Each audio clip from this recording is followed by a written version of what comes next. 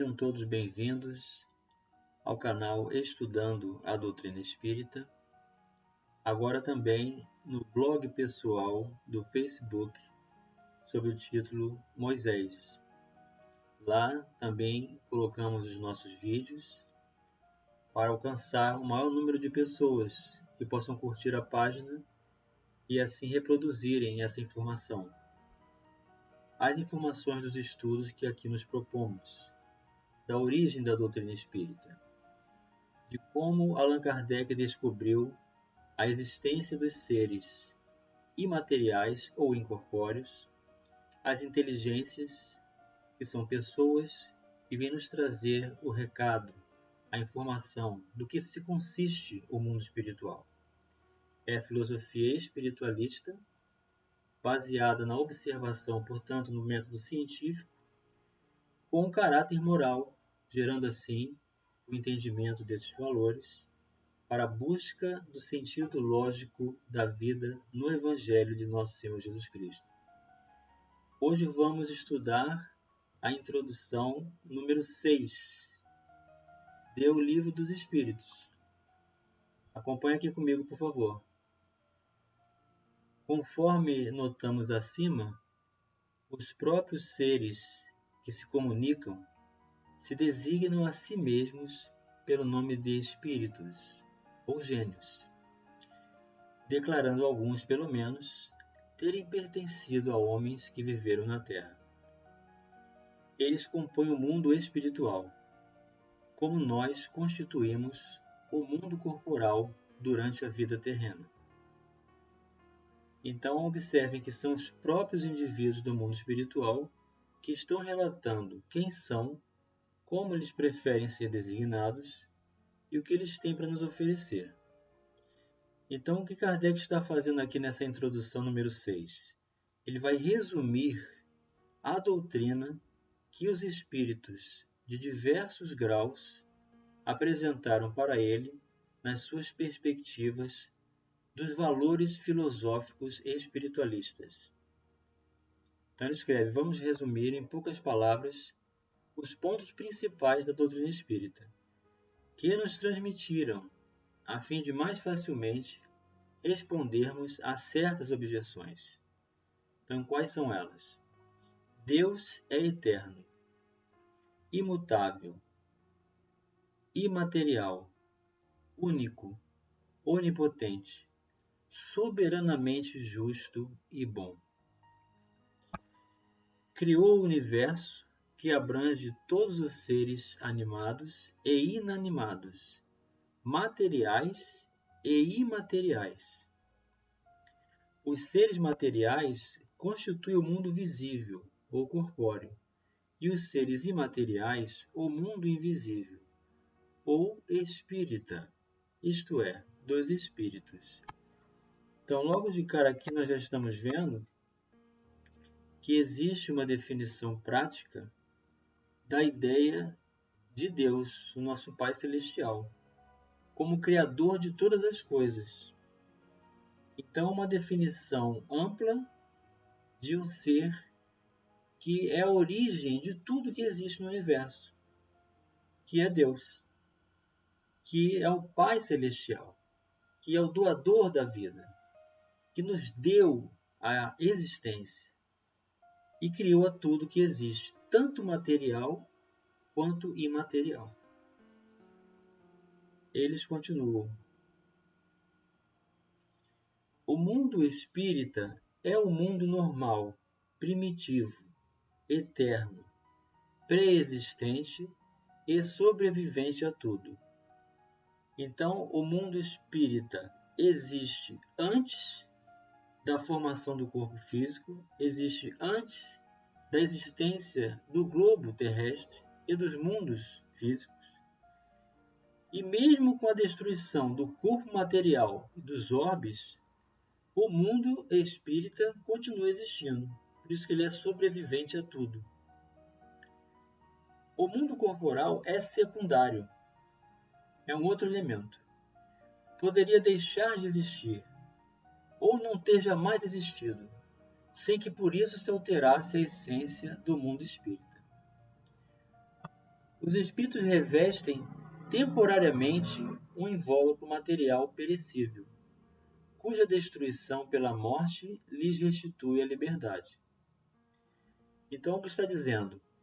Que nós somos espíritos, que já existíamos antes da existência do corpo. Nos associamos ao corpo para vivermos temporariamente na Terra. Esse temporariamente é em função da propriedade do espírito de ser imortal, e que ele vai sobreviver à destruição do corpo. Ou seja, a morte só existe para o corpo físico. Entre as diferentes espécies de seres corpóreos, Deus escolheu a espécie humana para a encarnação dos espíritos, que chegaram a certo grau de desenvolvimento, dando-lhe superioridade moral e intelectual sobre as outras. Então veja que é um outro ponto aqui muito importante de nós considerarmos que a espécie humana foi escolhida para a encarnação dos espíritos. Então não existe encarnação de espírito associando-se a animais, ou a vegetais, ou uma coisa vaporosa que vai ficar indefinida sem ser indivíduo. Há um propósito da vida e há uma escolha predeterminada por Deus de associação da animação do corpo físico. Então, os espíritos sempre encarnam na espécie humana. Continuando. Entre as diferentes espécies de seres corpóreos, Deus escolheu a espécie humana, como já dissemos. A alma é um espírito encarnado, sendo o corpo apenas o seu envoltório. Então é uma coisa diferente. A alma é o espírito encarnado. E o corpo não é o espírito. É como se fosse uma roupagem. Então há no homem três coisas. Primeiro, o corpo ou ser material, análogo aos animais, e animado pelo mesmo princípio vital. Segundo, a alma ou ser imaterial, espírito encarnado no corpo. Terceiro, o laço que prende a alma ao corpo, princípio intermediário entre a matéria e o espírito. Então, durante a investigação de Allan Kardec sobre a doutrina que os espíritos estavam nos trazendo, eles também elucidaram sobre essa necessidade de conexão entre o espírito e o corpo. Ou seja, existe um laço. Que laço é esse? Ele vai explicar. Tem assim o homem duas naturezas. Pelo corpo, participa da natureza dos animais, cujos instintos lhe são comuns. Pela alma, participa da natureza dos espíritos. O laço ou perispírito, aí que está o laço que prende a alma ao corpo. Perispírito é uma espécie de envoltório semimaterial. A morte é a destruição do invólucro mais grosseiro. O espírito conserva o segundo, que lhe constitui o corpo etéreo.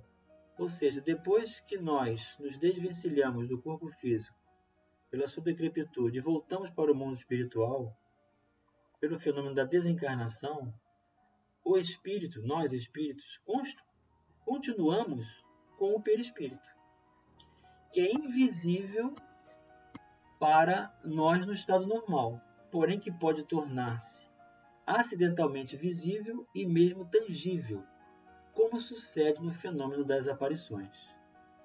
Então nós vamos ver que, ao longo do nosso estudo, que esse elemento semimaterial, que é o perispírito, ele é, na verdade, a chave de todo o entendimento da comunicabilidade dos espíritos. É ele que vai se revestir de um fluido vital que vai permitir que haja energia para a associação à vida e a manutenção motora do corpo físico. Então, a chave de todos os registros, de toda a consequência do livre-arbítrio, de toda a construção da eternidade ou da ideia de construção de apego, causando então maior densidade e condições grosseiras do perispírito, vão nos levar à proximidade da matéria e, portanto, para mais condição de sensações, aprisionamento e vivência de ilusões e equívocos, gerando a infelicidade, ou a superação do reconhecimento desses recursos como valores de progresso, de condição de cada vez mais nos colocarmos, o perispírito, numa situação de maior leveza, mais etéreo, e aí, portanto, menos apego, menos egoísmo, menos sensações, nos colocando assim em uma proposta de mais felicidade, portanto, de mais aproximação das leis naturais de Deus. Então, estamos vendo que, aos poucos, essa constituição de individualidade vai nos dando um aspecto de maior clareza, de maior definição, de maior coexistência, porque passa a ter um sentido de autonomia do pensamento, da inteligência. Há recursos, tanto de memória quanto de expressão, para os indivíduos no mundo espiritual, que os tornam reais individualidades. Assim ele continua, observando: o espírito não é, pois, um ser abstrato, indefinido, só possível de conceber-se pelo pensamento. Ou seja, não é uma coisa vaga, não é vaporosa, não é um fantasma. É um ser real, circunscrito, que em certos casos se torna apreciável pela vista, pelo ouvido e pelo tato. Aqui ele já está adiantando as possibilidades dos recursos da mediunidade. Os espíritos pertencem a diferentes classes e não são iguais, nem em poder, nem em inteligência, nem em saber, nem em moralidade. Os da primeira ordem são os espíritos superiores. Então, mais à frente, nós vamos ver também que, após toda a observação que Allan Kardec realizou das comunicações, ele estabeleceu uma divisão de classes e ordens para estabelecer uma condição de características gerais para cada um dos níveis que os espíritos apresentaram para ele. Então, essa primeira ordem que ele está se referindo já faz parte dessa classificação, que se distinguem dos outros pela sua perfeição, seus conhecimentos, sua proximidade de Deus, pela pureza de seus sentimentos e por seu amor do bem. São os anjos ou puros espíritos. Jesus está nessa categoria, como espírito puro, que alcançou a perfeição máxima do espírito e mais se aproximou de Deus. Portanto, seu representante para nós e exemplo maior de vida. Aqui está o sentido e a conexão de que Allan Kardec está nos apresentando, de que Jesus é o diretor de todo esse movimento de apresentação dessas individualidades, nos conferindo então esse sentido lógico de vida, de todas essas características, revelando toda a condição provável, primeiramente do pensamento humano, mas que agora refere-se a uma abordagem científica de observação. Os das outras classes se acham cada vez mais distanciados dessa perfeição. Aí nós estaríamos incluídos nessa caminhada, mostrando-se os das categorias inferiores, na sua maioria eivados das nossas paixões, o ódio, a inveja, o ciúme, o orgulho, etc. Comprazem-se no mal. Há também entre os inferiores os que não são nem muito bons nem muito maus, antes perturbadores e enredadores do que perversos. A malícia e as inconsequências parecem ser o que neles predomina. São os espíritos estúrdios e levianos.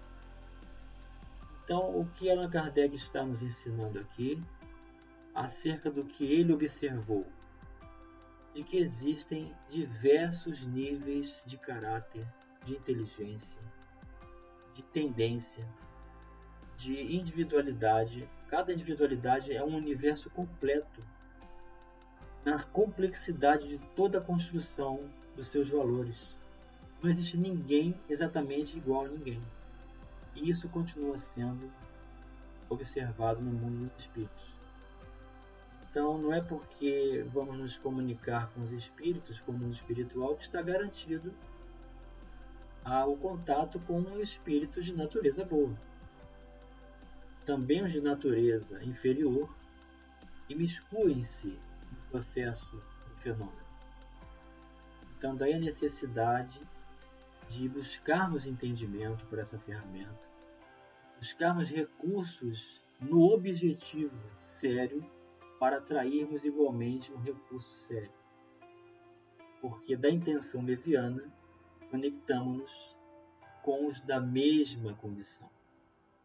Então, eis aí a chave da responsabilidade que nesse conhecimento nós vamos ter como prova cabal da imortalidade e também do quanto nós podemos nos beneficiar, ampliando os horizontes e valores de entendimento dessa doutrina que se apresenta para cada um de nós. Vamos continuar estudando juntos. Então pedimos que você diga lá que gostou, dê o seu like, inscreva-se no canal, entre em contato conosco pelo e-mail logicaesentimento@gmail.com, dando a sua sugestão, fazendo a sua pergunta, participando conosco, para que possamos ampliar o entendimento dessa doutrina libertadora que nos conecta ao Evangelho de Jesus. Um grande abraço e até o próximo vídeo.